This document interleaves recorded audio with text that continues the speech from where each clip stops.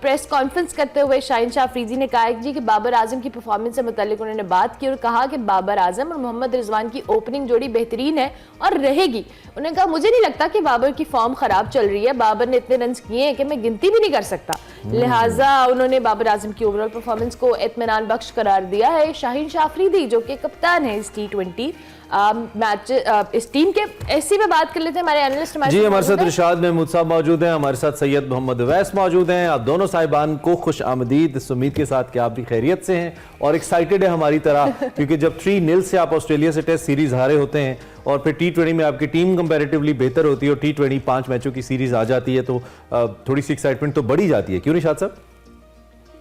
जी हाँ, बिल्कुल आप ठीक कह रहे हैं। ये slam bang type of cricket है और ये जाहिर है स्पेक्टेटर्स को ज्यादा पसंद आती है, इसमें ज्यादा एक्शन है। 3 घंटे में मैच खत्म हो जाता है तो रिजल्ट फौरी आ जाता है, तो ऑफ कोर्स ये डेफिनेटली एक ज्यादा एक्साइटिंग क्रिकेट है। लेकिन ये भी दुरुस्त है कि जो मुस्तनद फॉर्म है वो टेस्ट क्रिकेट ही है, जिसपे प्लेयर्स को जज किया जाता है, जिसपे प्लेयर्स को रेट किया जाता है। लेकिन हमारी टीम ने वैसे ये भी करने की कोशिश की थी कि 3 घंटे में टेस्ट मैच खत्म करें 89 पे जब हम आउट हुए थे, तो ये भी हमने कोशिश की थी, कर नहीं पाए रिकॉर्ड। जी हाँ, जी हाँ, जी हाँ। मैं ये समझता हूँ कि आज के मैच में वाकई एक तो सबसे ज्यादा एक्साइटिंग फैक्टर जो है वो मेरा ख्याल है शाहीन शाह अफरीदी की कैप्टनसी है। डेफिनेटली कैप्टन उनका फर्स्ट इंटरनेशनल मैच है और उनको कई तरह से लोगों को देखने का मौका मिलेगा कि उनकी जो सलाहियतें हैं और जो उनका PSL में रिकॉर्ड रहा है वो उससे कोई वजह नहीं है कि वो कोई यानी कोई कमी दिखाएं उसमें, बिकॉज आई थिंक इसके जिन नामसाइल हालात में वो लाहौर कलंदर्स की कैप्टनसी उन्होंने ली थी और जिस तरह से वो उसको प्रोमिनेंट पोजीशन में लाए और फिर दूसरे साल भी कंसेक्यूटिवली वो टाइटल जीते, उसमें उन्होंने काफी हद तक अपने क्रेडेंशियल्स एस्टैब्लिश किए एज ए लीडर। तो मुझे लगता है कि he is the sort of person who will lead from the front. मैं काफी इसमें होपफुल हूँ। हो गया, आप होपफुल हैं, ठीक हो गया। अवैस आप बताइएगा, ये जो होपफुल रिशाद साहब तो हैं वो कह रहे हैं जी लाहौर कलंदर्स की जिन मसाइद हालात के अंदर शाहीन शाह अफरीदी ने कैप्टनसी की थी, अब T20 के अंदर वी आर लुकिंग फॉरवर्ड कि किस तरह की कैप्टनसी हमें उनकी जानिब से देखने को मिलती है। और एज इमरान सेड के टेस्ट मैच के बाद अब ये T20 की जो सीरीज है ताज़ा हवा का झोंका ही हमें लग रहा है, क्योंकि अल्लाह करे हमारी टीम कुछ अच्छा परफॉर्म करे। Do you think the same? देखिए होगा, क्योंकि पाकिस्तान टीम आपको पता है कि T20 ज्यादा हमें सूट भी करता है और अगर आप जो टीम आपने अनाउंस की है तो उसको नजर भी आ रहा है देखते हुए कि आप इस दफा फ्लैग-ऑन सी क्रिकेट खेलेंगे, कि आपके दिमाग में है कि न्यूजीलैंड में अगर हमने जीतना है तो हमें फायर पावर चाहिए होगा। और क्योंकि बाउंड्रीज छोटी हैं ऑकलैंड की, तो बॉलर्स जब इस बॉलिंग करवाते हैं तो उसके दिमाग में ये चीज खटकती रहती है कि यार अगर एज भी हुआ तो छक्का होगा यहाँ, क्योंकि बाउंड्रीज बहुत छोटी हैं, तो बॉलर्स के ऊपर बड़ा एक प्रेशर होता है यहाँ पर जब बॉलिंग करवा रहे होते हैं। लेकिन मुझे पता है ऑस्ट्रेलिया से हम सीरीज हारे में, टेस्ट सीरीज हारे, लेकिन that's a different format. Obviously players के दिमाग में वो चीज चल रही होती है। फिर आप न्यू फॉर्मेट में एंटर हो रहे हैं, न्यूजीलैंड के साथ सीरीज है, 17 T20 मैचेस आपने खेलने हैं वर्ल्ड कप में एंटर होने से पहले, बहुत ज्यादा है। अच्छा, अल्लाह का शुक्र है मैं कहता हूँ कि पाकिस्तान क्रिकेट बोर्ड ने अच्छी तैयारी जो थी यहाँ पर रखी अपनी टीम की। लेकिन अगर न्यूजीलैंड की बात करूं तो न्यूजीलैंड पे एडेड प्रेशर इसलिए होगा, अभी वो बांग्लादेश से बहुत बुरी तरीके से सीरीज हार के वापस आ रहे हैं, तो उन पे भी कहीं ना कहीं एडेड प्रेशर जरूर है। पाकिस्तान टीम की बात करें तो आपका ओपनिंग डिपार्टमेंट थोड़ा बहुत चेंज किया गया। मैं थोड़ा एक्साइटेड हूँ साइम अयूब को देखने के लिए कि वो किस तरीके से इन कंडीशंस में परफॉर्म करते हैं, क्योंकि यहाँ पर आपने बाउंस विद स्विंग को आपने और विद लॉस योर ऑडियो वैसे आप किसके लिए एक्साइटेड हैं? आ रही है बांग्लादेश के लिए, साइम अयूब की बात, साइम अयूब उनके लिए पहले उन्होंने बात की है ना। जी जी जी जी।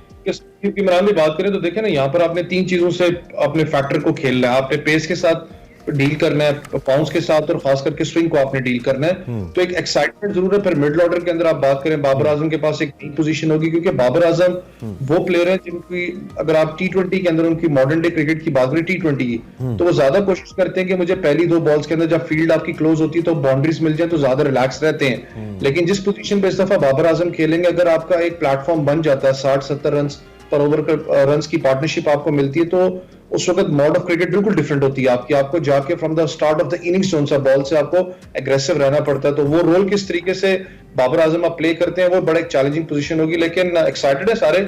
लाहौर कलंदर की आपने बात की तो मुझे याद है फवाद राना को बड़ा मिस करता हूँ सीरियसली। वो जो बेचारों की शक्ल होती थी जब अनफॉर्चुनेटली लाहौर कलंदर बड़ा हारती हुई आई। आपको पता बैक टू बैक एक चीज लाहौर कलंदर के थिंक टैंक ने गलतियां करते रहे थे, वो ये थे कि ज्यादा बड़े नामों पे जाते थे कॉम्बिनेशन पे नहीं जाते थे कि इन पिचेस पे कौन से लड़के परफॉर्म करेंगे, लेकिन सीडी को शाहीन शाह अफरीदी ने पकड़ के राणा पटरी साहब पे जिस दिन से कलंदर से गए, कलंदर जीतना भी तो शुरू हो गया ना, या आप राणा साहब रख लें या जीत रख लें। गलत बात की ये तो वो खुद कहते हैं, आतिफ भाई खुद कहते हैं कि राणा साहब को हमने लंबी रुख से गलत बात किया है इन्होंने इमरान ने, बहुत गलत बात किया। फेस वैल्यू की हद तक तो बिल्कुल ठीक है, पाकिस्तानी शाहरुख खान जितनी मकबूलियत मिल गई थी उनको। आपने भी घर जाना होगा, मैंने भी जाना है, अरमला किसी को फोन करके आपको सर फड़वा देंगे। नहीं देखिए, हम लाहौर कलंदर्स के साथ हम सबसे जिसे कहते हैं ना सिंसियर रहे हैं, जो कि हमने कुछ 6 सीजन भुगते हैं उनको मुसलसल बहुत बुरा हारते देखकर, और हमने दुआएं की है कि यार ये ऊपर आ जाए। तो आप कंसिस्टेंट फैन है हम उनके? हाँ, हम तो बिल्कुल, हम तो उनकी हार के भी फैन थे, जीत तो फिर जीत होती है।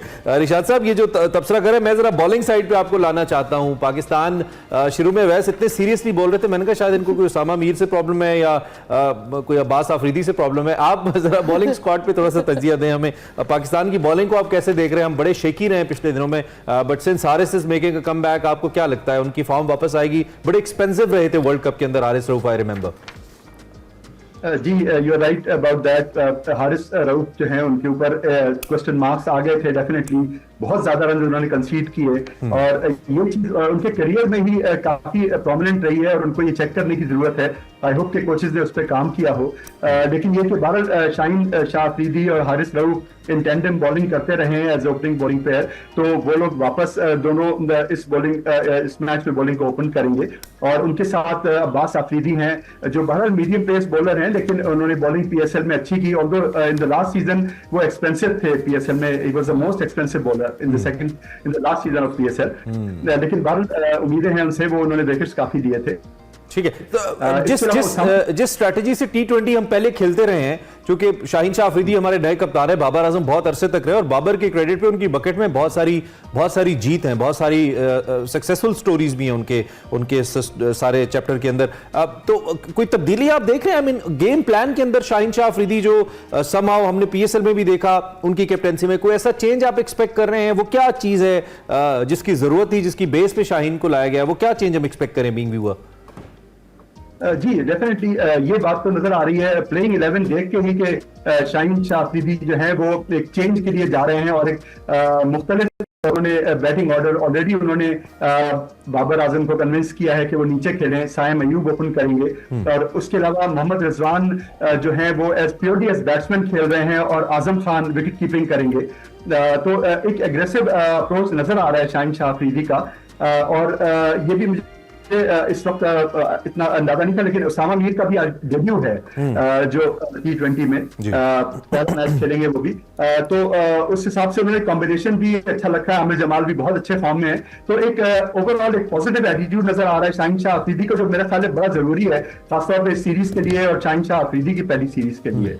ठीक है। अच्छा अवैस, अभी हम बैटिंग ऑर्डर की आपने बात की, और आपने कहा कि आपको अच्छा लग रहा है कि बैटिंग ऑर्डर में एक्सपेरिमेंट किया जा रहा है, बट आपको लगता है कि जिस तरह से कल शाहीन शाह अफरीदी ने भी प्रेस टॉक में कहा कि बाबर आजम को की परफॉर्मेंस या उनका कोई बैड पैच नहीं चल रहा, he is performing really well, और इतने रन किए कि मैं गिन भी नहीं सकता। कहां कर रहे हैं आजकल, नहीं कर रहे हैं। हाँ, लेकिन शाहीन शाह अफरीदी कह रहे हैं ना, मैं नहीं कह रही। तो वैसे इस पे आप कमेंट दीजिएगा प्लीज।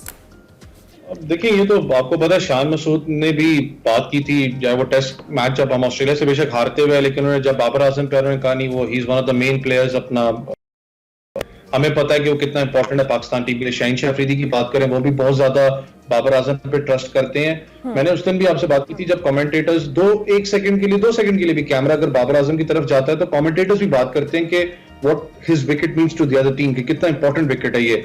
लेकिन बाबर आजम को थोड़ा सा मैं कहता हूं कि अब उस क्वेश्चन से बाहर निकलना पड़ेगा। आप कप्तान है नहीं, आपको रिलैक्सेशन मोड भी मिल चुका है। वो बाबर आजम अल्लाह करे 2024 में आपको नजर है जो कि बाबर आजम जाने जाते थे। पिछले इनिंग्स में मुझे याद है ऑस्ट्रेलिया में जो आखिरी हम मैच हारे, उसमें जब स्टार्ट ऑफ द इनिंग्स आप देखें तो उनकी जो कवर ड्राइव्स लगी तो बाबर आजम की झलकी आपको नजर आई, जो पुराने बाबर आजम थे, लेकिन वो कन्वर्ट नहीं कर पा रहे 30-40 को, जो कि बड़े स्कोर्स आप चाहते हैं बाबर आजम से।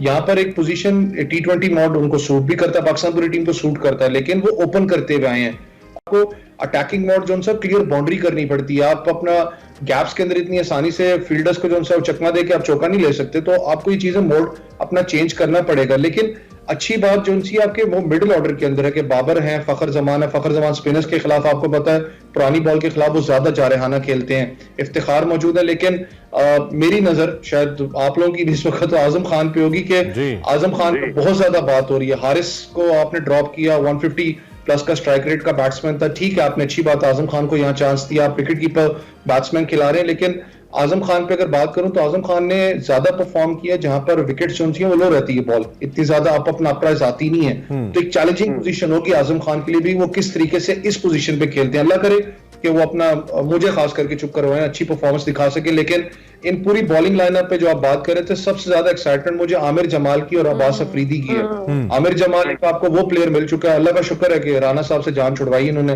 फहीम राणा का तुम बाहर बैठो, अल्लाह का वास्ता किसी लड़के को आने दो। आपके पास एक लड़का वो अब नजर आ रहा है जो कि जारहाना खेल सकता है, बॉलिंग भी करवा सकता है, बैटिंग में भी उसने अपने आप को मनवाया है। अगर अब्बास अफरीदी की बात करूं, पाकिस्तान सुपर लीग का जो पिछला एडिशन था, मुझे इस बंदे की एक चीज अच्छी लगी थी, पिंडी की विकेट जो कि बेल्टर विकेट थी, वहां आपने देखा 200 स्कोर प्लस हुआ है, 200 भी हुआ स्कोर, चेज भी हुआ यहाँ के।